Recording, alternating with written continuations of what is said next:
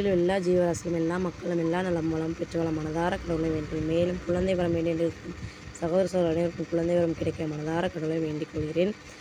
எந்த ஒரு பிரச்சனை இருந்தாலும் எதிர்த்து நிற்கக்கூடிய மனப்பக்குவத்தை தருமாறு கடவுளிடம் வேண்டிக்கணும். வாங்க இன்றைக்கி ஒரு சின்ன கதை தான் பார்க்க போகிறோம்.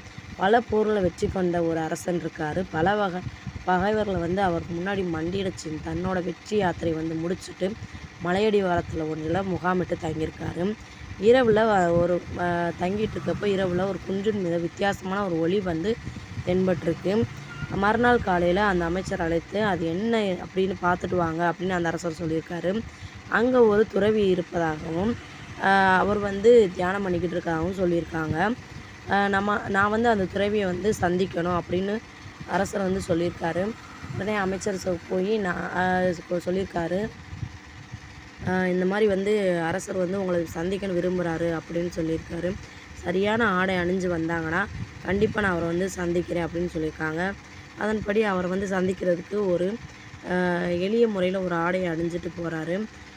குன்றின் மேலே ஏறி போகிறாரு. அப்போ இது சரியான ஆடை இல்லை, வேறு ஒரு ஆடையில் வரணும் அப்படின்னு சொல்லியிருக்காங்க. அப்படின்னு செய்தி அனுப்பவும் துறவி சொன்னதும் மறுபடியும் போய் வேறு ஆடையை போட்டுட்டு வந்திருக்காரு.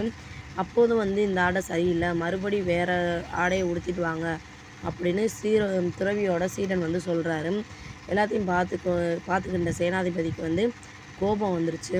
அவரை போய் இழுத்துட்டு வாங்க, அதை இழுத்துட்டு வரேன், இவர் எப்போ பாரு என்ன இப்படி சொல்லிக்கிட்டு இருக்காரு, இந்த கிழட்டு துறவி அவமானப்படுத்துகிறாரு அப்படின்னு சொல்லி சேனாதிபதி கோபமாக பேசுகிறாரு. உடனே மன்னர் அப்படி பேசாதீங்க, அவரை தரிசிக்கிறதுக்கு ஏதோ ஒரு காரணத்துக்காண்டி தான் அப்படி சொல்கிறாரு அப்படின்னு இடுப்பில் ஒரு ஆடை மேலே ஒரு துண்டோடு துறவி சந்திக்க போகிறாரு.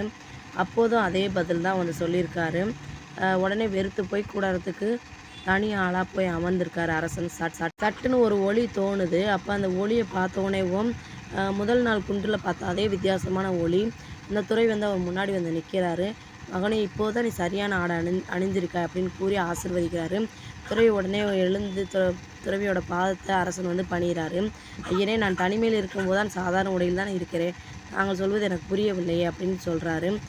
நீ தனிமையில் இருக்கும்போது தான் உன்னுடைய மனசும் தெளிவாக இருக்குது, நீ எவ்வளவு சாமானியம் என்பதை உணர்ந்திருக்கிறாய். அப்போதான் வெற்றி பெற்ற மன்னர் பகைவரோடு மோதியதெல்லாம் மறந்து எளிமையான பவித்திரமான ஆடை உணர்ந்திருக்கா அப்படின்றத சொல்கிறாரு. நன்றி.